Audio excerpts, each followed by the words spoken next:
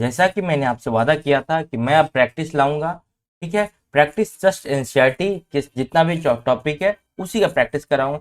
Just मैं तैयार करने जा रहा हूँ एग्जाम वाला प्रेशर, ठीक है। जिस तरह प्रेशर आपका एग्जाम हॉल में आने वाला है, जिस तरह क्वेश्चन आपके एग्जाम हॉल में देखने को मिलेंगे, बस उसी तरह क्वेश्चन मैंने लाया हूँ। साथ साथ प्रीवियस ईयर का भी क्वेश्चन लाए जो पिछले एग्जामों में पूछे गए हैं। तो जैसे आप लोग को अगर ये चीज पसंद आया तो आप लोग कमेंट बताइए, हाँ तो मैं पूरा एनसीईआरटी आपको इसी तरह पढ़ा दूंगा, ठीक। कॉन्सेप्ट के साथ मैं कराऊं, आप लोग को बताना है जैसे मैं करा रहा हूँ कॉन्सेप्ट के साथ, एक वीडियो में दूसरे वीडियो में ऑब्जेक्टिव लाऊं, या फिर उसी वीडियो में उसी टॉपिक पे ऑब्जेक्टिव के साथ एनसीईआरटी करा दूं, या पहले वाला जैसे मैं पहले कॉन्सेप्ट आपका एनसीईआरटी उसके बाद ऑब्जेक्टिव एमसीक्यू कराऊं, ठीक है। आप लोग बताओ, फिर आगे मैं आपका मैथ और रीजनिंग जल्दी शुरू करने वाला हूँ, धीरे धीरे थोड़ा समय दीजिए सारा। तो एग्जाम का प्रेशर आपको कैसे आता है आज वो देखेंगे हम लोग, किस तरह क्वेश्चन आते हैं, किसी बुक में मिलते हैं कि नहीं मिलते हैं। चलिए आज हम लोग देखते हैं, थोड़ा सा धुंधला है तो थोड़ा सा कोशिश करिएगा। खुद मैंने पीडीएफ तैयार किया है, तो देखिए ये पे पहला क्वेश्चन है, जब कोई वैज्ञानिक, देखिए यहाँ पे पहला क्वेश्चन है, जब कोई वैज्ञानिक दिए गए कथनों से को ध्यान से पढ़ें, ठीक है, इस कथन को ध्यान से पढ़ें और इसका स्टेटमेंट दें। जब कोई वैज्ञानिक किसी पदार्थ को शुद्ध कहता है तो उसका तात्पर्य है कि उस पदार्थ में मौजूद सभी कण समान रासायनिक और भौतिक प्रकृति के। आपके सवाल क्या ऐसे ही आते हैं? आते ही है, ठीक है, जिससे आपको भी लगता है कि सिलेबस आया कहाँ से, ठीक है। जब कोई वैज्ञानिक किसी पदार्थ को शुद्ध कहता है तो इसका तात्पर्य है कि उस पदार्थ में मौजूद सभी कण समान और भौतिक प्रकृति के हैं। दूसरा ऑप्शन दिया, एक शुद्ध पदार्थ केवल अनेक पदार्थ के कणों से मिलकर बने होते, ठीक है। सभी पदार्थ दो या दो से अधिक शुद्ध पदार्थ अवयव से मिलने से बने हैं, उदाहरण के लिए समुद्र का जल, खनिज, मिट्टी के सभी मिश्रण। चलिए देखिए, अब हम लोग देखते हैं उसका कॉन्सेप्ट कहाँ से है।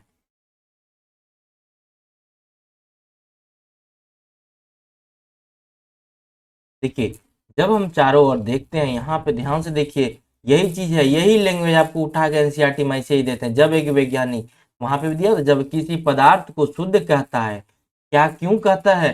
कहता है कि उस पदार्थ में मौजूद सभी कण समान रासायनिक प्रकृति के हैं। पहला ऑप्शन मिला। शुद्ध पदार्थ एक ही प्रकार के कणों से मिलके बने होते हैं, ठीक है। शुद्ध पदार्थ में एक ही प्रकार के कण होते हैं, ठीक है। मतलब अगर शुद्ध पदार्थ है तो कण दूसरा प्रकार के कण नहीं होंगे। अब देखिए, जब हम अपने चारों तरफ देखते हैं तो पाते हैं कि सभी पदार्थ दो या दो से अधिक शुद्ध अवयवों के मिलने से बनते हैं। एक चीज और मैं ये बताना चाहूंगा, ये क्लास 9 का चैप्टर 2 का है, ठीक है। ध्यान दें, पदार्थ जब पढ़े होंगे हमारे आसपास के पदार्थ वही मिलेंगे। देखिए, उदाहरण के लिए समुद्र का जल तथा खनिज, मिट्टी, सभी मिश्रण, ये क्या है? शुद्ध पदार्थ है, इसमें एक ही प्रकार की कण है।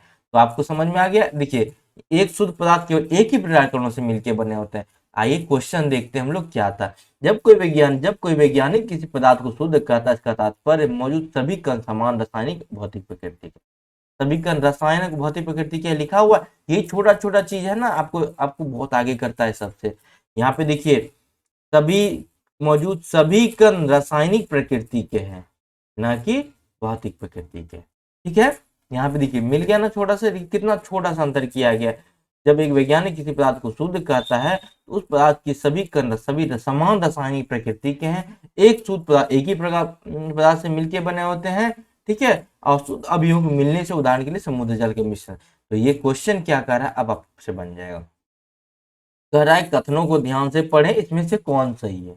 ओनली, देखिए ये क्या कह रहा है, सभी रासायनिक और भौतिक प्रकृति नहीं, खाली सिर्फ क्या हो जाएगा, रासायनिक प्रकृति। भौतिक प्रकृति में शुद्ध पदार्थ नहीं होते हैं, वो रासायनिक प्रकृति। एक शुद्ध पदार्थ केवल अनेक प्रकार के अणु बिल्कुल होते हैं, बिल्कुल नहीं। हम आपको क्या बताए थे, यहाँ पे एक बार और देखिए जाके, एक ही प्रकार के कणों से मिलके बने होते हैं, यही चीज है ना। देखिए, एक ही प्रकार के कणों से मिलके बने होता है, ठीक। अब पदार्थ दो या दो से अधिक शुद्ध अवयवों को मिलने से बने होते हैं, तो तीसरा ऑप्शन होगा जो यही आपका सही होगा। देखिए, यही है, सभी पदार्थ दो या दो से अधिक शुद्ध पदार्थ अवयव से मिलकर बने होते हैं, उदाहरण के लिए समुद्र जल, खनिज, मिट्टी। यानी इसका आंसर कौन सा होगा, ये होगा केवल तीन, केवल तीन ऑप्शन ये रहा, ठीक है। इसी तरह आपको एग्जाम में ऑप्शन मिलेंगे। अगला क्वेश्चन दिए है, जल में घुले हुए, सुनिए, जल में घुले हुए सोडियम क्लोराइड को वाष्पीकरण या आसवन विधि द्वारा पृथक करते हैं। हम लोग पढ़े हैं, आखिर देखते हैं कहाँ है। उसके बाद सोडियम, यद्यपि सोडियम क्लोराइड अपने आप में शुद्ध पदार्थ है, इसे भौतिक विधि के द्वारा रासायनिक अवयवों में पृथक किया। ध्यान से ये रखना है कि यद्यपि सोडियम क्लोराइड अपने आप में शुद्ध पदार्थ है, यद्यपि इसे भौतिक विधि के द्वारा इसके रासायनिक अवयवों से पृथक करते हैं। देखते हैं मिलता है कि नहीं। आप एक बात यहीं पे देखिए, जस्ट दिया हुआ है, ये देखिए क्लास 9 का जब चैप्टर 2 खोलिएगा तो वही मिलेगा। घुले हुए सोडियम क्लोराइड को वाष्पीकरण या आसवन विधि द्वारा जल से पृथक करते हैं। एक चीज याद रखिएगा, जब NaCl में उसकी अशुद्धियों को दूर करते हैं तो उससे क्रिस्टलीकरण का उपयोग करते हैं, क्रिस्टलीकरण। ठीक है, अशुद्धियों को जैसे कपूर से जल, चीनी से कपूर, कपूर से नमक निकालना, ये सब क्रिस्टलीकरण द्वारा, क्योंकि दो ठोस पदार्थों को अलग करने के लिए क्रिस्टलीकरण का उपयोग करते हैं। लेकिन जल में घुले हुए सोडियम क्लोराइड को जल में घुले हुए वाष्पीकरण या आसवन विधि, यानी पहला सही है। यद्यपि यही चीज था, सोडियम क्लोराइड अपने आप में एक शुद्ध पदार्थ है और इसे भौतिक विधि के द्वारा इसके रासायनिक अवयवों को पृथक करते हैं, नहीं किया जा सकता है। फंस गए? यही चीज है, भौतिक विधि के द्वारा इसके रासायनिक अवयवों को पृथक नहीं किया जा सकता का मतलब है कि सोडियम क्लोराइड में जो, देखिए सोडियम क्लोराइड अपने आप में शुद्ध पदार्थ तो है, लेकिन इसके भौतिक विधि के द्वारा आप देखे होंगे इसमें जो अशुद्धियां होती है उसको क्रिस्टलीकरण के द्वारा बनाया जाता है। भौतिक विधि क्या होता है? भौतिक विधि जो कि ऐसा विधि जो वाष्पीकरण हो गया है ना, आपका गलना हो गया, ये सब भौतिक विधि है जो वापस अपने पूर्ण अवस्था में लौटा है। ठीक है, तो इसका मतलब है कि ये क्वेश्चन कौन सा ऑप्शन गलत होगा? तो आपको देखिए, आसवन विधि द्वारा पृथक तो करते हैं, ठीक है,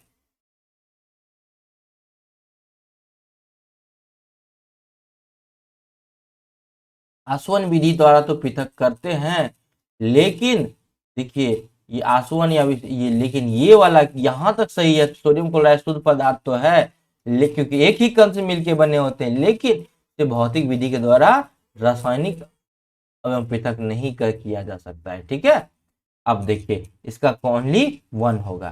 ठीक है, चलिए इसका ओनली 1 मारेंगे।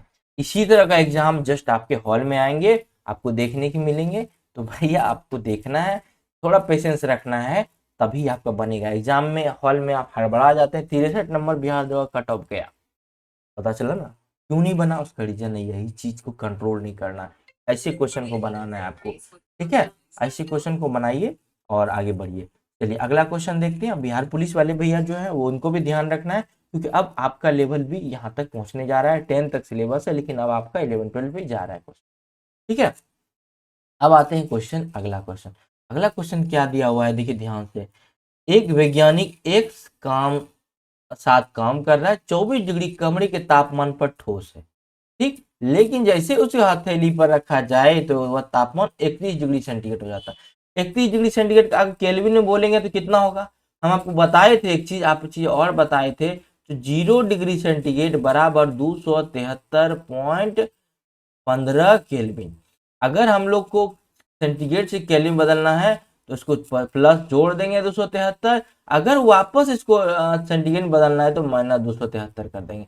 याद हम लोग रखते हैं, नहीं रटना है। आपसे बोल देगा किसी एग्जाम में 25 डिग्री सेंटीग्रेड को केल्विन में कितना बोलेंगे, जैसे फ़ारेनहाइट में बदलते हैं वही बताएंगे, 9c/5 f 80 कैसे होता है, f-80/32। ठीक है, f+32 भूल गए, थोड़ा सा हम देख लेंगे, ठीक है, बता देंगे। तो इसी तरह यहाँ से आप 31 डिग्री सेंटीग्रेड है, इसका मतलब केल्विन में कितना होगा? केल्विन में 300 के आसपास, 273 जोड़ेंगे 300। तो यही चीज है, आपको एग्जाम में कभी 300 दे देगा, कभी 300। तो आप देखिए, आपको हम ये चीज बताए हैं, यहीं पे जस्ट नीचे आके देखिए, है ना, गैलियम तथा सीजियम, इस पॉइंट को ध्यान से देखिए। गैलियम और सीजियम तत्व कमरे के तापमान पर, देखिए यहाँ अलग दिया, यही चीज आपको फंसाता है। आपने क्या रटा? 303 केल्विन।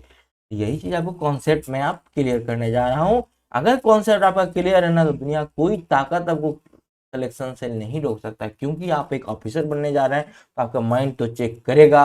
अगर आप पुराने तरीके से और इधर किसी भी टीचर का नोट्स पढ़ते हैं, आपका सिलेक्शन नहीं होने जा रहा है। ठीक है, तो आप बनिए, अगर पसंद आए तो कमेंट में बताइए हाँ, और वीडियो को शेयर जरूर करना है सभी भाई के पास, ठीक है।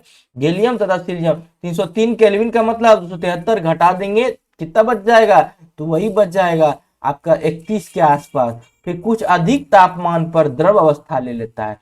एक चीज और मैं आपको बता देना चाहता हूँ, आप लिख लीजिए, ब्रोमीन क्या है, अधातु है। तो यह कमरे के तापमान पर अधातु, पूछेगा कौन सा धातु कमरे के तापमान पर द्रव अवस्था में आ जाते हैं, वो ब्रोमीन है। इसको ऐसे ही आपको कॉपी में इतना वो बना के लिख लेना है।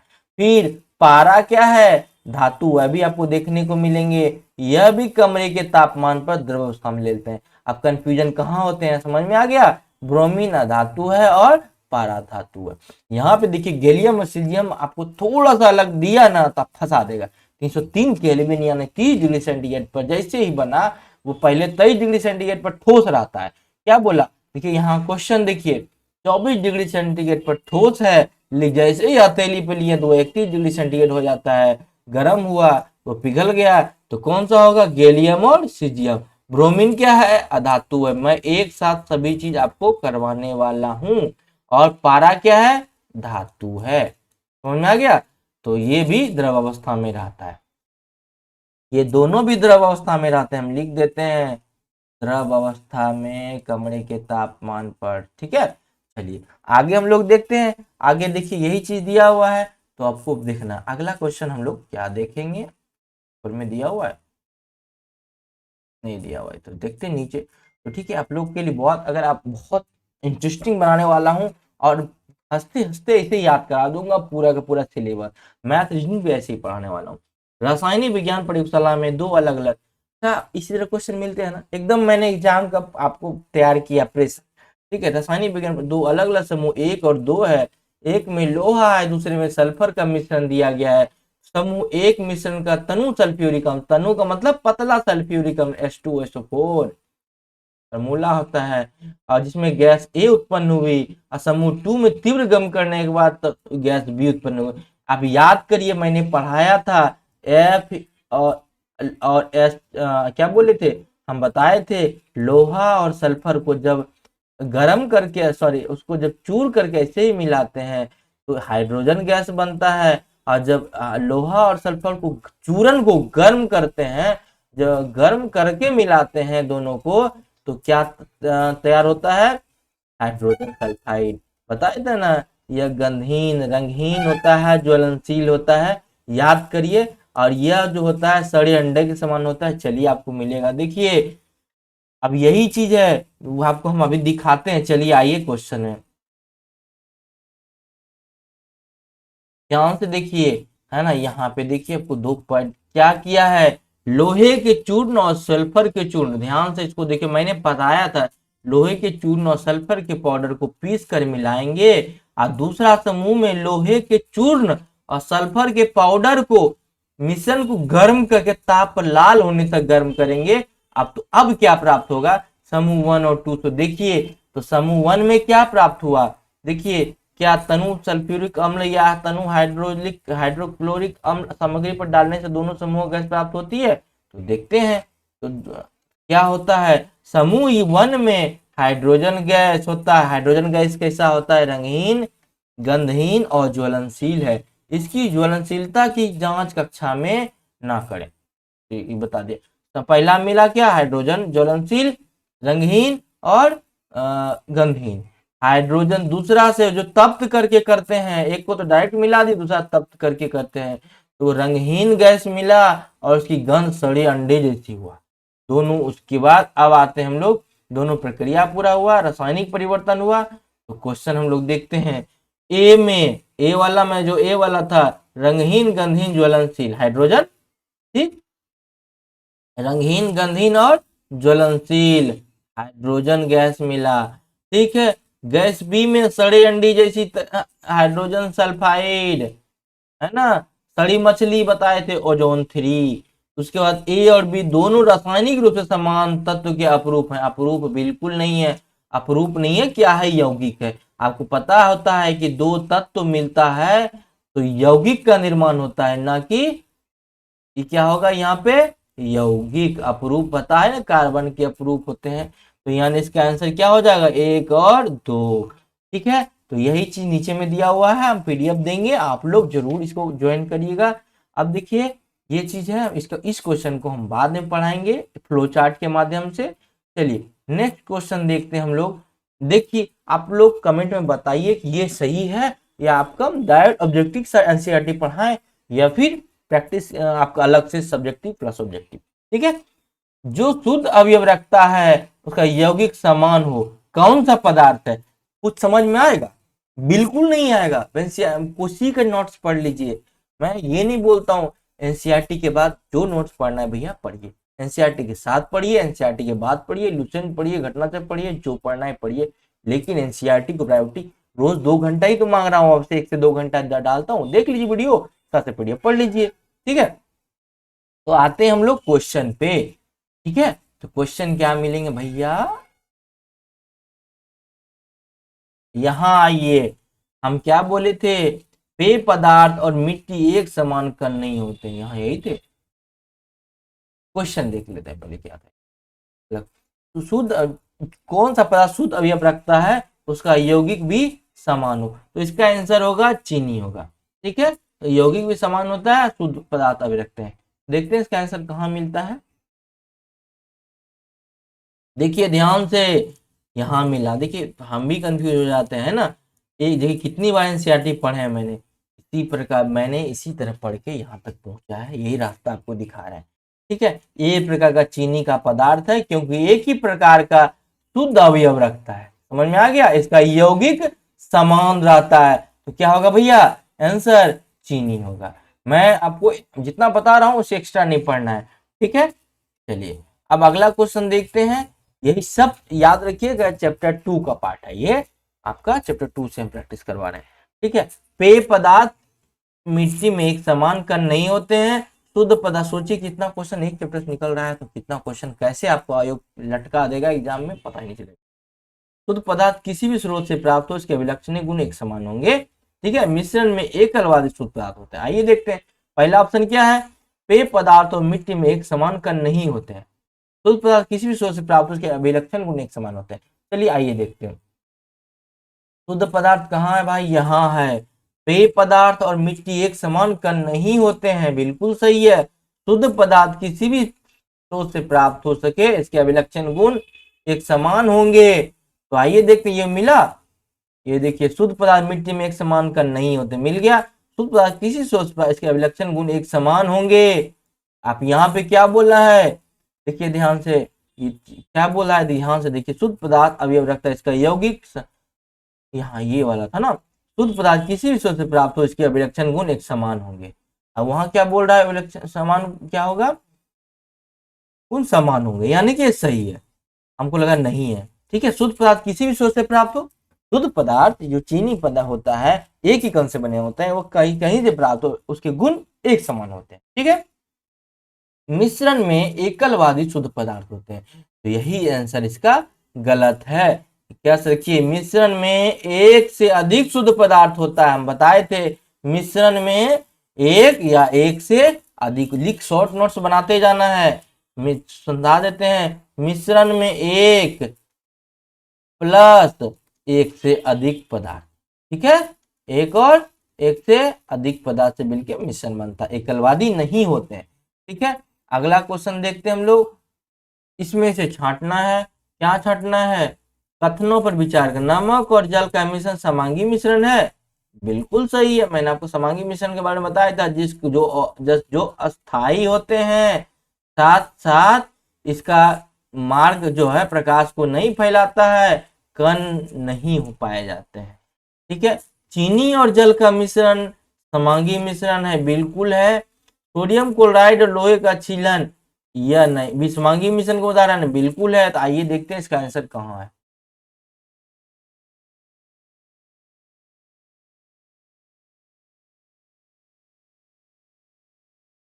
चलिए इसको हम ऐसे, इसका आंसर बता दिए हैं आप लोग, इसका आसान है, बना लीजिएगा। तो स्लाइड छूट गया हो कोई, ठीक है, समांगी मिश्रण वाला। ठीक है, चलिए यौगिक के बारे में थोड़ा सा जान लीजिए, यौगिक क्या होता है। पदार्थ हम क्या बताए थे, मिश्रण एक या एक से अधिक पदार्थों का मिश्रण होता है। पदार्थ क्या होता है, शुद्ध पदार्थ के कण होते हैं, शुद्ध कण पाए जाते हैं जो बहुत रासायनिक विधि प्रयोग द्वारा भौतिक विधि से अलग नहीं करते। यौगिक जो दो या दो से अधिक, देखिए ध्यान से, यौगिक जो दो या दो से अधिक तत्वों के नियत अनुपात में रासायनिक तौर पर संयोजन से बनता है। ठीक, समझ में आ गया, रासायनिक तौर संयोजन पे बनता है। दो या दो से अधिक है, याद रखिएगा, एक से अधिक मिश्रण, दो या दो से अधिक ये आपका यौगिक। ठीक है, चलिए अगला क्वेश्चन देखते हैं हम लोग। अब बहुत इंटरेस्टिंग मजा आने वाला है, अभी आपको इतना बढ़िया क्वेश्चन दिया, प्रीवियस ईयर से भी लाए क्वेश्चन। ठीक है, प्रीवियस, अब देखिए, निम्नलिखित प्रकार द्वारा क्रिस्टलीकरण का विधि का अनुप्रयोग। आपको पता है थे क्रिस्टलीकरण जो शुद्ध ठोस से अशुद्धियों को दूर करने के लिए समुद्री जल द्वारा प्राप्त नमक को शुद्ध करना। हम बोले थे नमक कैसे प्राप्त करते हैं हम लोग, तो वाष्पीकरण द्वारा नमक प्राप्त करते हैं, वाष्पीकरण द्वारा। लेकिन उसके अशुद्धियों को दूर करने के लिए क्या चाहिए, क्रिस्टलीकरण।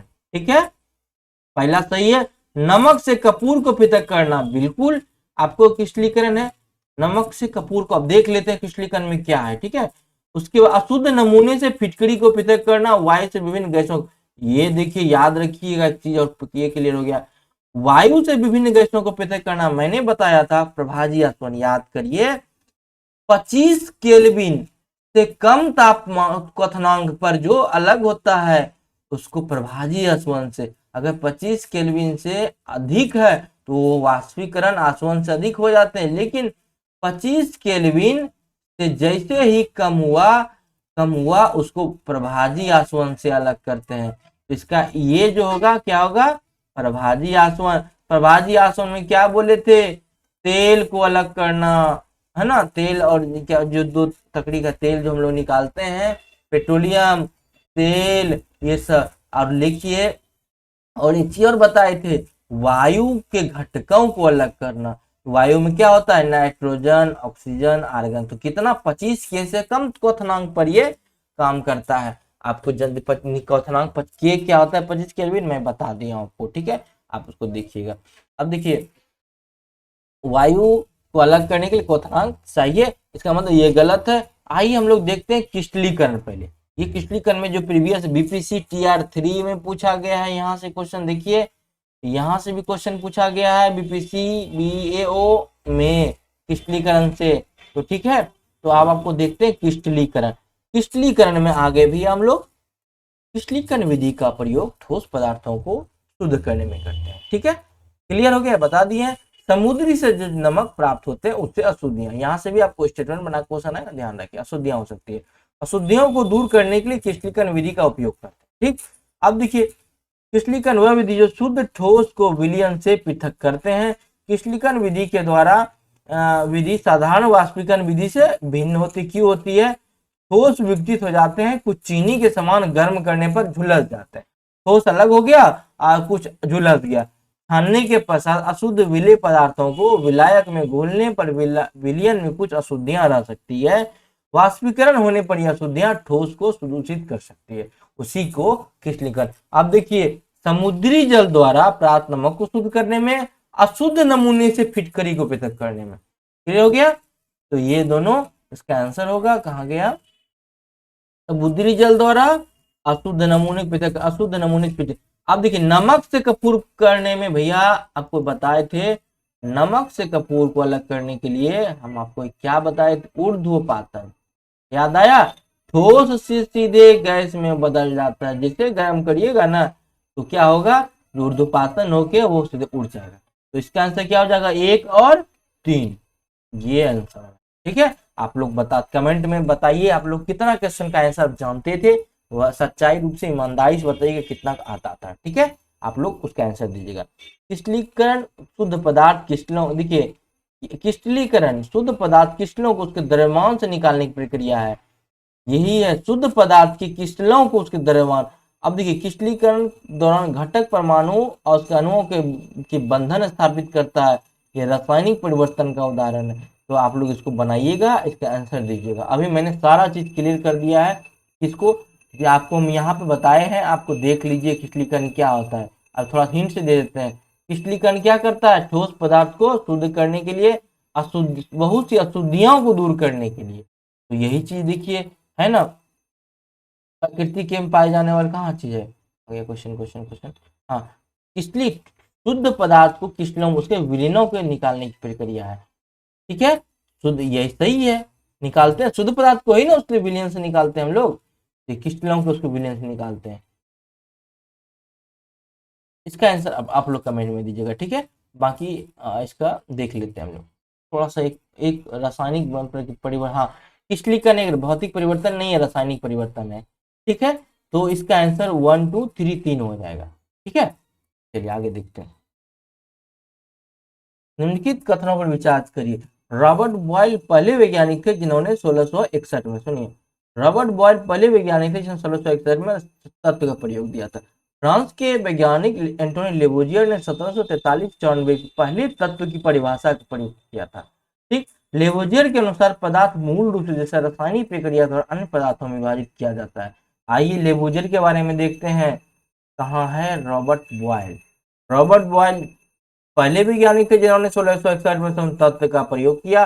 फ्रांस के रासायनिक एंटोनी लेवोजियर, पहला तो यही है, फ्रांस के लेवोजियर है क्वेश्चन, ने इस ईस्वी में तत्व की परिभाषा का प्रयोग पहली बार किया।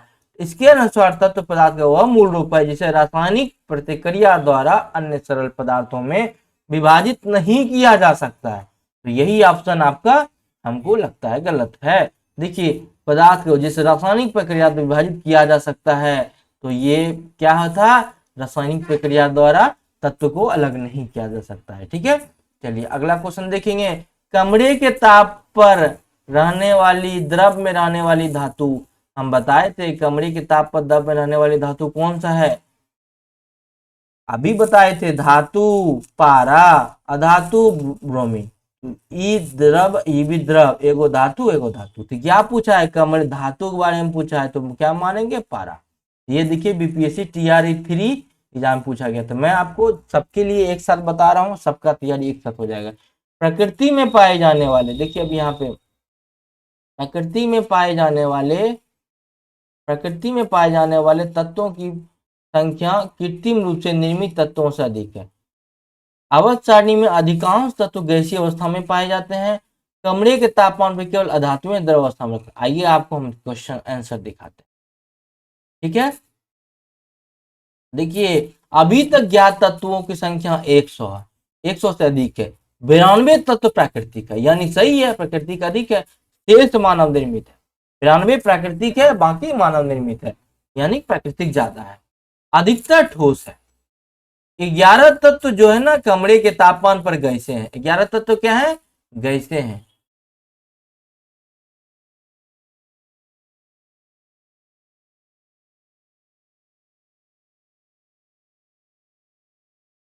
टेक्निकल थोड़ा इशू आ रहा है, ठीक है।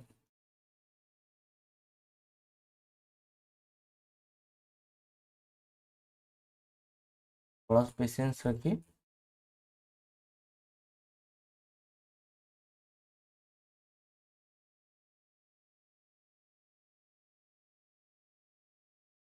तो 11 तो कमरे के तापमान पर गैसे हैं।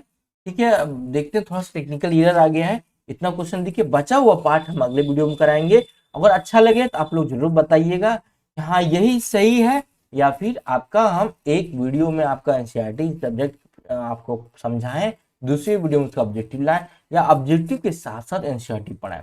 ठीक है, और अभी आप लोग को वीडियो को शेयर जरूर करना। जो भी मेरे आपके छोटे भाई अगल बगल गाँव में तैयारी शुरू किए हैं उनको बताइए, और ये यहाँ से पढ़ना है, उनका सिलेक्शन जल्दी हो जाएगा।